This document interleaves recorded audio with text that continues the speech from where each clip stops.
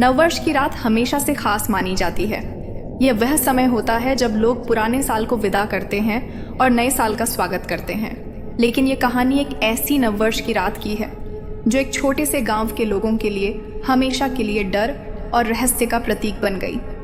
यह कहानी सत्य घटना पर आधारित है जो सुनने वालों के रोंगटे खड़े कर देती है। यह गांव पहाड़ों के बीच बसा हुआ था और वहां की आबादी मुश्किल से 100-200 लोगों की थी। गांव के चारों ओर घने जंगल थे जो इसे और भी रहस्यमय बनाते थे।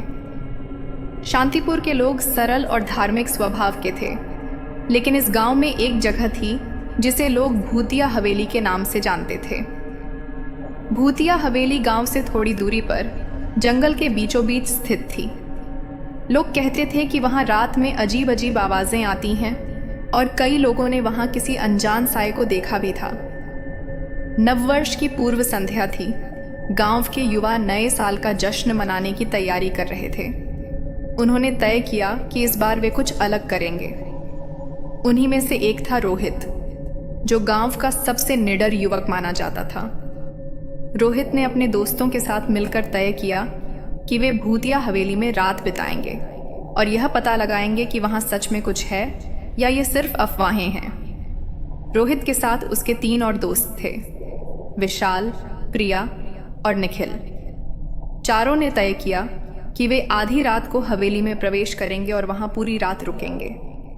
गांव के बुजुर्गों ने उन्हें बहुत समझाया कि वहां न जाएं, लेकिन युवाओं ने इसे अपनी बहादुरी का सवाल बना लिया। रात के 11:30 बजे थे। चांदनी रात थी, लेकिन हवेली के चारों ओर ऐसा अंधकार था जैसे वहां रोशनी की कोई जगह ही न हो। चारों दोस्तों ने एक एक टॉर्च और कुछ जरूरी सामान अपने साथ लिया। जैसे ही वे हवेली के पास पहुंचे, उन्हें अजीब सी ठंड का एहसास हुआ। यह ठंड सामान्य नहीं थी, क्योंकि उस समय मौसम इतना सर्द नहीं था। हवेली का मुख्य द्वार टूटा हुआ था। अंदर घुसते ही उन्हें ऐसा लगा जैसे कोई उनकी हर हरकत को देख रहा हो। हवेली के अंदर का वातावरण बेहद डरावना था। दीवारों पर जाले लगे हुए थे, फर्श धूल से भरा हुआ था और चारों ओर सन्नाटा पसरा हुआ। आधी रात होते होते चारों ने एक कमरे में बैठने का फैसला किया। वे डर को भगाने के लिए आपस में मजाक कर रहे थे। तभी अचानक कमरे का दरवाजा तेज आवाज के साथ अपने आप बंद हो गया। सब घबरा गए, लेकिन रोहित ने इसे हवा का झोंका कहकर टाल दिया। कुछ देर बाद विशाल को ऐसा लगा जैसे किसी ने उसकी पीठ पर हाथ रखा हो। उसने मुड़कर देखा, लेकिन वहां कोई नहीं था। उसने यह बात बाकी दोस्तों को बताई, लेकिन किसी ने उसकी बात को गंभीरता से नहीं लिया। जैसे जैसे रात बढ़ती गई, अजीब घटनाएं होती रहीं। कभी दीवारों पर छाया दिखाई देती, तो कभी सीढ़ियों पर किसी के चलने की आवाज सुनाई देती। रोहित ने तय किया कि वे हवेली का और निरीक्षण करेंगे। वे चारों नीचे के तहखाने में गए। तहखाने में घुप अंधेरा था और वहां से सड़ी हुई गंध आ रही थी। अचानक उनकी टॉर्च बंद हो गई। घबराहट के बीच उन्हें एक दीवार पर खून से लिखे हुए अक्षर दिखे, जिन पर लिखा था, "यहाँ से चले जाओ।"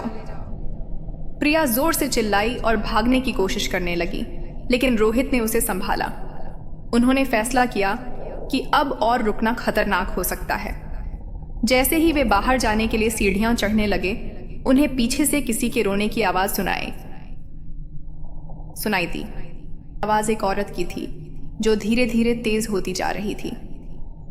चारों ने पीछे मुड़कर देखा तो एक सफेद साड़ी में लिपटी हुई औरत सीढ़ियों पर खड़ी थी। उसका चेहरा साफ नहीं दिख रहा था, लेकिन उसकी आंखें लाल अंगारों जैसी चमक रही थीं। निखिल ने डर के मारे चिल्लाते हुए कहा, "यहां से भागो!" लेकिन उनके पैर जैसे जमीन में जमे हुए थे। तभी वह औरत हवा में तैरती हुई उनके पास आने लगी। चारों ने अपनी सारी ताकत लगाकर वहां से भागने की कोशिश की। जब वे हवेली के दरवाजे के पास पहुंचे तो दरवाजा अपने आप बंद हो गया। प्रिया ने रोते हुए कहा, "हम बच नहीं पाएंगे।" रोहित ने हिम्मत जुटाकर दरवाजा तोड़ने की कोशिश की और आखिरकार वे बाहर निकलने में सफल हो गए। बाहर आते ही उन्हें ऐसा लगा जैसे किसी ने उनका पीछा करना बंद कर दिया हो। अगले दिन गांव में यह खबर आग की तरह फैल गई। चारों दोस्तों ने जो कुछ देखा और अनुभव किया उसे सुनकर गांव के लोग और भी डर गए। बुजुर्गों ने बताया कि वह हवेली एक पुरानी रियासत की थी, जहां एक राजा ने अपनी पत्नी को धोखा देकर मार डाला था। उसकी आत्मा वहां भटक रही है और जो भी वहां जाता है उसे परेशान करती है। उस घटना के बाद रोहित और उसके दोस्तों ने कभी उस हवेली का रुख नहीं किया। गांव के लोग अब उस जगह को और भी डर से देखने लगे। नववर्ष की वह रात उन चारों दोस्तों के लिए एक ऐसा भयानक अनुभव बन गई जिसे वे कभी भूल नहीं पाए। यह कहानी इस बात की गवाही देती है कि कभी कभी अज्ञात को जानने की जिज्ञासा हमें खतरनाक परिस्थितियों में डाल सकती है।